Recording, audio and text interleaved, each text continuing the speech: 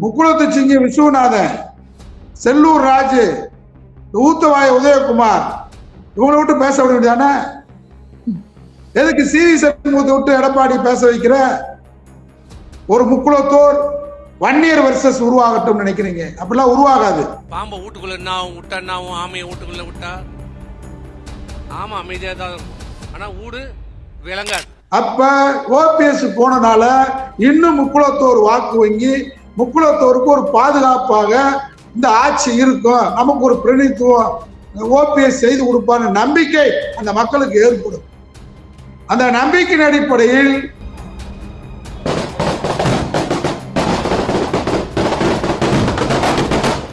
தெற்கு சீமையில முக்குளத்தோர் அதிமுக அவரை நம்பியிருந்த தொண்டர்கள் தமிழ்நாடு முழுவதும் அவரையும் நம்பியிருந்தாங்க நிறைய தொண்டர்கள்.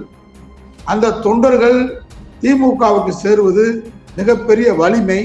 இரண்டாவது, மோடியுடைய மிரட்டலை அதுக்கு முன்னாடியே உடைத்து காட்டியது நம்முடைய திராவிட மாடலும் நம்முடைய தளபதி ஸ்டாலின்.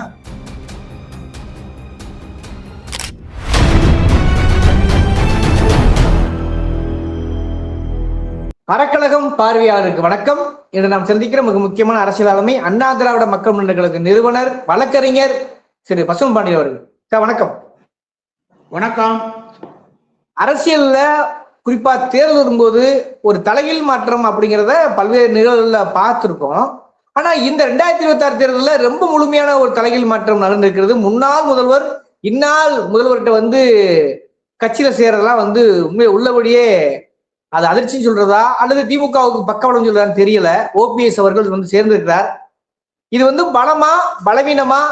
இது தேர்தலில் என்ன விதமான எதிர் விளைவுகளை உருவாக்கும், நல்ல தாக்கத்தை ஏற்படுத்துமா? எப்படி பாக்குறீங்க முதற்கட்டமா?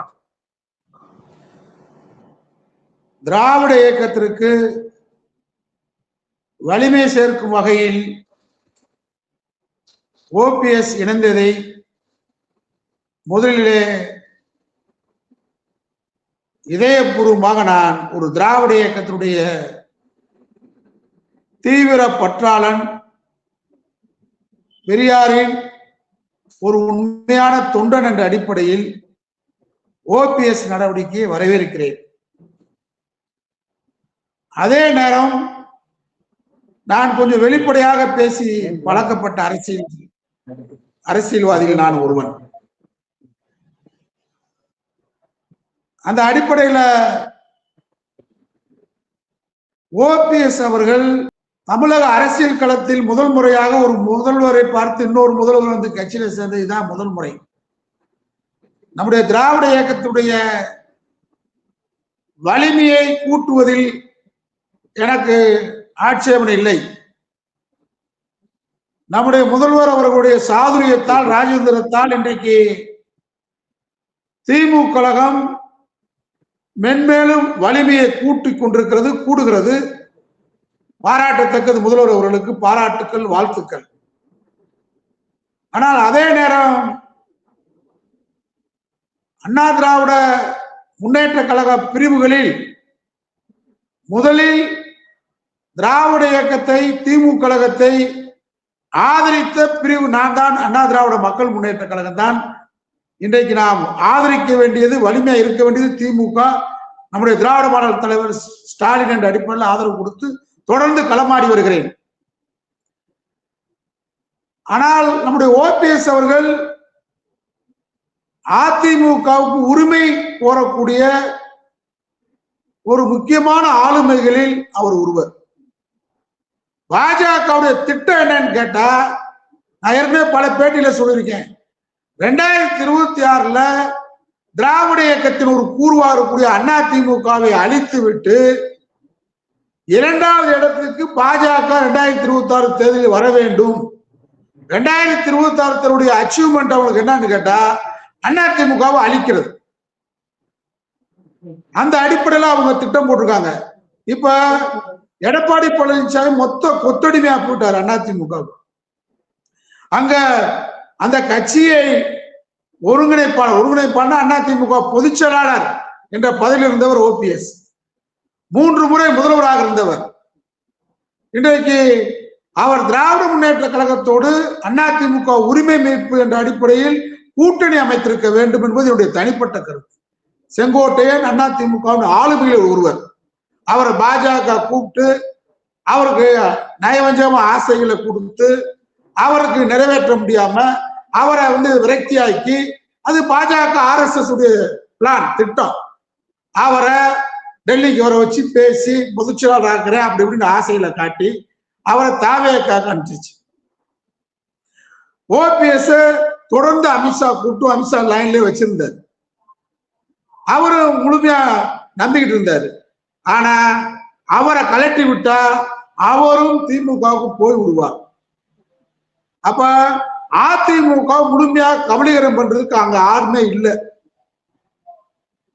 அந்த அடிப்படையில அவர் அதிமுக உரிமை மீட்புன்னு சொல்லிட்டு அந்த அதிமுகவை மீட்க வேண்டிய இடத்தில் இருந்த ஒரு பொறுப்பான மனிதர் வந்து விட்டார்.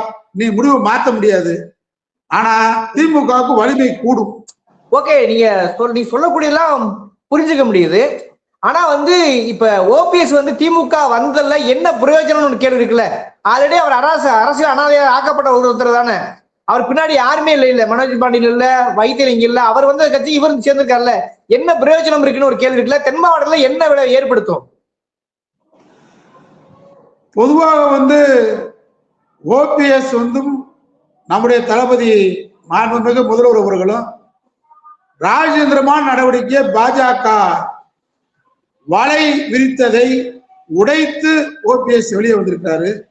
1ஆம் தேதி வரக்கூடிய மோடி, மதுரைக்கு வரக்கூடிய மோடி பன்னீர்செல்வம் அவர்களை மிரட்டுவதாக மிரட்டி அவரை அரசியல் களத்திலிருந்து ஓரங்கட்டு வைப்பதாக அரசியல் களத்தில் ஒரு அனாதையாக்குவதற்கான திட்டமெல்லாம் RSS திட்டத்தில் ஒண்ணு.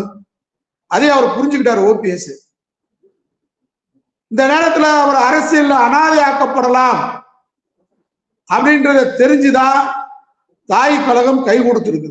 இது ஒரு வகையில நான் சொன்ன நோக்கம் வேற, நான் அப்படி விருப்பத்தை சொன்னேன். அவர் உரிமை கோரி இருக்கணும், உரிமை கோர வேண்டியவர் போயிட்டாருன்னு சொன்னேன். பிஜேபியால் தான் அவர் அந்த நிலைக்கு தள்ளப்பட்டிருக்கிறார். இப்பயும் இந்த நிலைமைக்கு தள்ளப்பட்டதும் பிஜேபி தான். அப்ப என்ன ஆகுன்னு கேட்டா, தெற்கு சீமையில முக்குளத்தூர் அதிமுக அவரை நம்பியிருந்த தொண்டர்கள் தமிழ்நாடு முழுவதும் அவரையும் நம்பியிருந்தாங்க நிறைய தொண்டர்கள். அந்த தொண்டர்கள் திமுகவுக்கு சேருவது மிகப்பெரிய வலிமை. 2வது மோடியுடைய மிரட்டலை அதுக்கு முன்னாடியே உடைத்து காட்டியது நம்முடைய திராவிட மாடலும் நம்முடைய தளபதி ஸ்டாலின். அந்த உடைப்பதற்கு OPS தயாரா ஆனது பாராட்டுக்குரியது. மோடியுடைய மிரட்டலும் பாஜகவுடைய அந்த சதி வலையையும் உடைத்தெறிந்தது தமிழக அரசியல் களத்துல ஒரு ராஜேந்திரமான நடவடிக்கை தான். அதனால OPSம் மாண்பு முதல்வர்களும் பாராட்டத்தக்கது. இதனால என்ன லாபம் அப்படின்னு கேட்டா, திராவிட இயக்கத்திற்கு ஒரு வலிமையை OPS-ஆல் கிடைக்கும். நம்பகத்துக்குரியவர், இருந்த இடத்துல நம்பிக்கைக்குரியவரா இருப்பார். முதலமைச்சர் மறைந்த நம்முடைய அம்மா ஜெயலலிதா அவங்க சொன்னாங்க, யாராவது இவ்வளவு பெரிய பதவியை திரும்ப கொடுத்துருவாங்களா? ஆனா அதை விட ஒரு பெரிய விஷயம் OPS உடைய ஒரு ஒழுக்கம், ஒரு நம்பகத்தன்மைக்கு உதாரணம், அவர் அந்த முதலமைச்சர் நாற்காலியிலேயே என்றைக்குமே உட்கார்ந்ததில்லை. அம்மாவுடைய நாற்காலியில உட்கார்ந்ததில்லை. ஆனா ஒரு துரோகி எடப்பாடின்றதுக்கு உதாரணம், முதலமைச்சர் பதவி ஏற்ற உடனேயே முதலமைச்சர் அம்மா உட்கார்ந்த நாற்காலில முதல் உட்கார்ந்துட்டு தான் அடுத்த வேலையை பார்த்தேன். இதுதான் துரோகத்தினுடைய அடையாளம். ஆனா நம்பகத்துக்குரியவர் தான். அவரு சட்டமன்றத்துல நம்முடைய தலைவர் கலைஞர் மறைவிற்கு இரங்கல் உரையாற்றும் போது கூட OPS ஒளிவு மறைவுன்னு சொன்னாரு. எங்களுடைய தந்தையார் பராசக்தி அந்த பாடல்கள், கவிதைகள், வரிகள் எல்லாம், வசனங்கள்லாம் எங்க வீட்டுல இருக்கும். அதெல்லாம் நான் எடுத்து படிச்சிருக்கிறேன், மறைந்திருந்து படிப்போம் அப்பெல்லாம் அப்படின்னு சொன்னாரு. பன்னீர்செல்வம்னு சொல்லி அவங்க அப்பா வச்சிருக்காருன்னா, அவருடைய ஓடக்கார தேவர் நம்முடைய OPS உடைய அப்பா ஒரு திராவிட இயக்க உணர்வாளர். பன்னீர்செல்வம் சாதாரணமா ஒரு கடவுள் பேரோ மதத்தின் பேரோ ஜாதியின் பேரோ அல்ல. சரியாட்டி பன்னீர்செல்வம் திராவிட நாடு கேட்பதற்காக சுயமரியாதை சுடரொளி பன்னீர்செல்வம் லண்டன் மாநகரத்துக்கு சென்று கொண்டிருந்த போது விமான விபத்தில் பலியானார். அந்த பேரை வச்சிருக்காருன்னா சாதாரணமான திராவிட இயக்கம் அல்ல.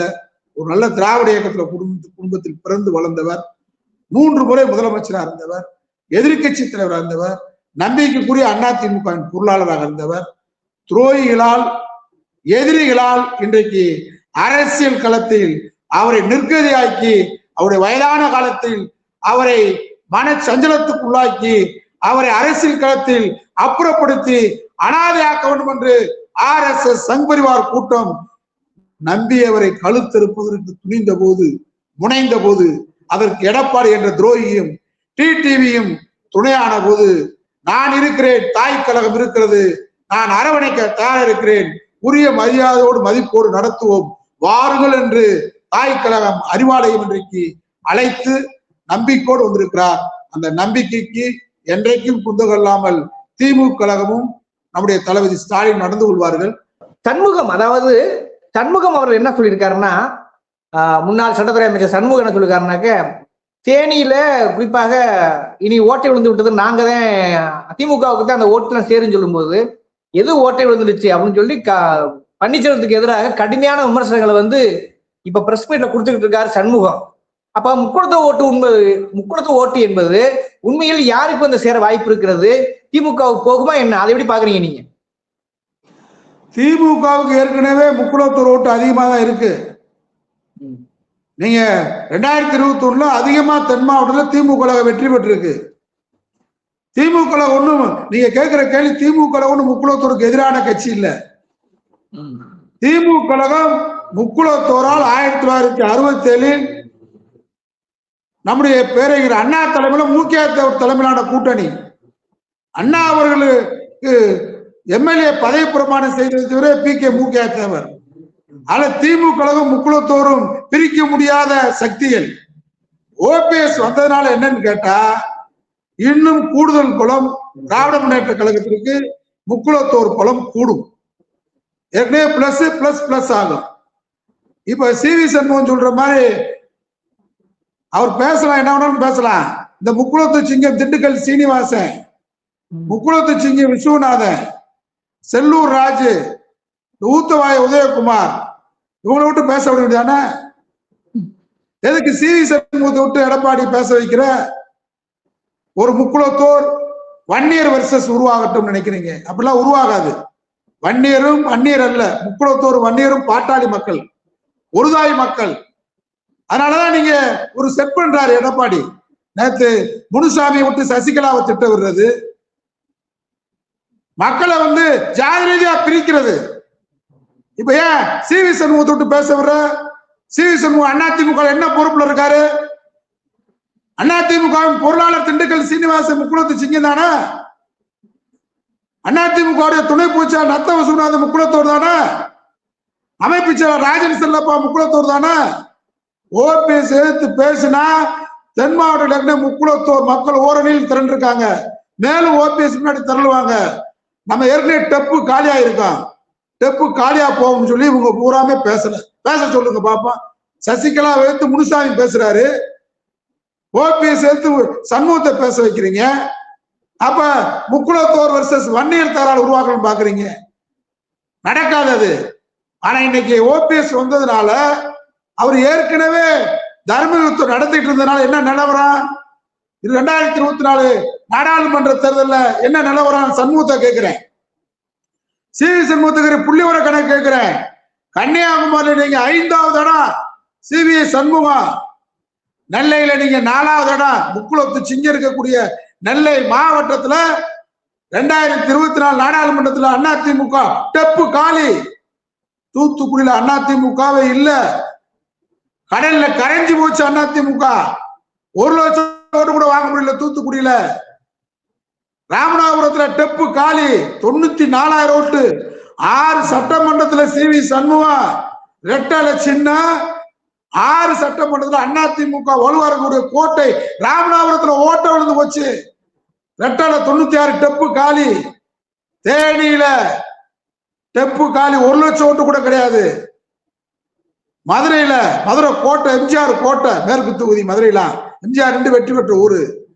எங்க இருந்து சீனிவாசன் 2வது இடம். முக்குளத்து சிங்கம் சொல்ற டாக்டர் சரவண 3வது இடம் டெப்பு காலி. திண்டுக்கல் அதிமுகவே அடையாளமே இல்ல. அப்புறம் எங்க இருக்கு சண்முகம்? ஏற்கனவே முக்குளத்தோர் மக்கள் மக்கள்லாம் சேர்ந்துதான் தெற்கு சீமையில புதுக்கோட்டை, திருச்சி, தஞ்சை, டெல்டா மாவட்டம் உள்ளே அடங்கிய அத்தனை முக்குளத்தோர் பெல்ட்ல அதிமுக 9 இடங்களில் டெப்பு காலி. அப்புறம் எப்படி வரும்? அப்ப ஓபிஎஸ் போனனால இன்னும் முக்குளத்தோர் வாக்கு வங்கி, முக்குளத்தோருக்கு ஒரு பாதுகாப்பாக இந்த ஆட்சி இருக்கும், நமக்கு ஒரு பிரதிநிதித்துவம் ஓபிஎஸ் செய்து கொடுப்பான்னு நம்பிக்கை அந்த மக்களுக்கு ஏற்படும். அந்த நம்பிக்கையின் அடிப்படையில் ஓபிஎஸ் உடைய முக்குளத்து ஆதரவு, அதிமுக தொண்டர்களின் அடிமட்ட தொழில் ஆதரவு திமுக கழகத்திற்கு 200 தொகுதிகள் இருந்தா. நடக்கிற காட்சியை பார்க்கும்போது 234 தொகுதிகளிலும் திராவிட முன்னேற்ற கழக கூட்டணியை தவிர எதிர்த்து நிற்பதற்கு ஆளே இல்லை என்ற நிலைமைதான் தமிழக அரசியல் களத்தில் ஏற்பட்டு வருகிறது. சார், இப்ப முக்குளத்தூர் ஓட்டுகள் எப்படி இங்க வரும் சொல்றீங்க? ஏன்னா தினகரன் ஆல்ரெடி அங்க இருக்காரு இல்லையா? அப்ப எப்படி அந்த கால்குலேட் சரி வரும்?